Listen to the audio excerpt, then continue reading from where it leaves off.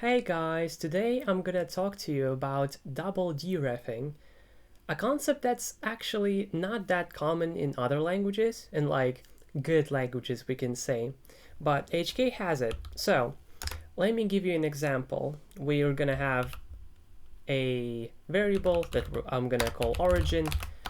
That naming does not matter, it's just what I decided to name it. So it's value, and we also create an agent which has the value of string origin.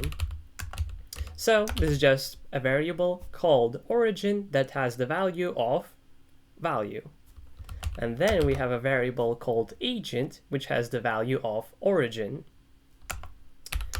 Okay, let's show the value of origin in an infos or a message box if you don't have infos. So we get value, obviously, but there is some trick that we can actually do. We can wrap a variable in percent signs and pass agent, and what happens is that we get value. What's actually happening here? So double derefing or double dereferencing. By passing agent, we're actually passing origin. And by wrapping that in percent signs, we actually mean the variable origin. So percent signs let you pass strings and perceive them as actual variables and classes and functions and so on as expressions. Essentially, this is sort of an eval, but it's not as strong as an actual eval library, and even this one isn't that good. I'm going to leave a link to it in the description. So the power of this is that maybe you have a bunch of variables that you want to access, but you don't have a simple way to have it all in one place. So imagine that you have a input box where you type in some name of a function and then you want to call that. Well, with double derefing, this is actually pretty easy to do. Like we do inputty is input box. I'm not gonna use CleanInputBox, which is also a video that I have, to keep it simple. And then we can like inputty dot, I think it's value, should be value, haven't used InputBox in a while, and yeah, and we just call it. So let's actually comment this out and try this out. Like let's type in message box, and here we go. I just typed in a name of the function and called it by using double deref. So it's very, very useful, as you just saw. Let me give you an example of how I use it, which is sort of a lie, honestly, because I don't use it anymore, but I used to. I have this function toggle modifier. Essentially, it would have to be 4 different functions before. So every time that I call this function, I can pass a modifier name. So this, it can either be Control, Shift, Alt, or Win. And every time I call this function, I either hold down that modifier or release it. And depending on what I pass as the modifier, well, that gets done.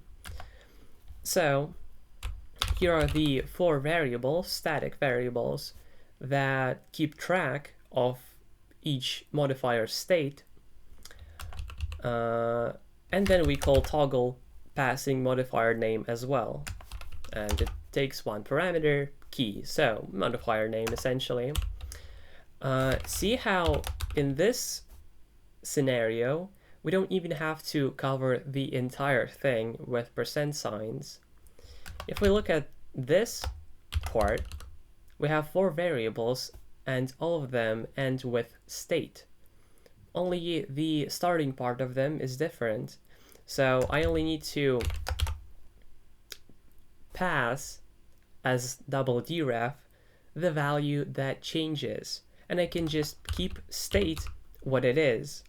And essentially this line toggles what was there before to the opposite value.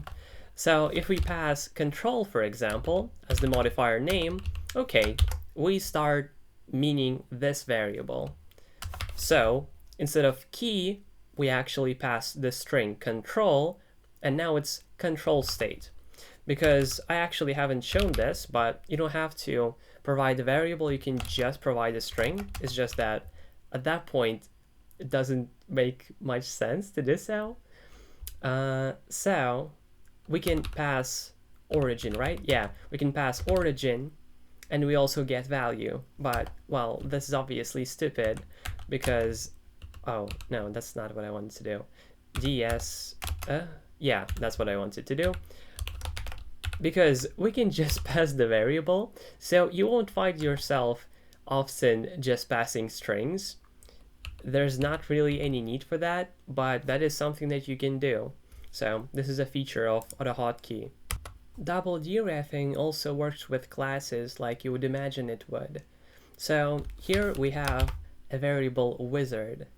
Yeah, at this point, I'm trying not to have complete test names, and instead I'm just gonna confuse you with random words. So sure, wizard, once again, it has no meaning. And have this example class which has a static field, which is just x equals 3, and that's it. So we can refer to it without making an instance of that class. And once again, we pass wizard. Didn't do what I wanted to do. Here we go. Yeah, we pass wizard, which is actually the string example, and that that becomes example class, and then we just get x and we get 3. So this concept is very, very useful. I'm sure you're hella excited about this, but I have to mention that generally, if you need to use double deref, that can be a pretty bad solution. Why? Because let's look at this function once again. Who said that I can only pass Control Shift Alt and Win? I didn't. So technically I can pass literally anything and get errors through that. If I had 4 different functions where I didn't have to provide anything, so instead of toggle modifier, it would be control modifier, shift modifier, alt modifier, and win modifier. In those cases, they are foolproof. This function isn't. So then you're left to, like, say, have an array of strings that are okay to pass, and then you check if you pass the correct ones, and at that point, you should question whether this is a good idea. Because looking at this code, I am not going to say that it's particularly readable. Like, it would take me, it would take even me, the person who wrote this code, like, some time to figure out what's happening here, rather than 4 separate functions that are very obvious in what they actually do. So try to avoid this feature if you can, but naturally there are always situations where it's very, very useful. So if you enjoyed this video, press a like, type some comment, maybe have a question or suggestion. Definitely subscribe so you don't miss my content, but most importantly, stay fresh, cheese bags, and I'll see you in my next video. Bye bye!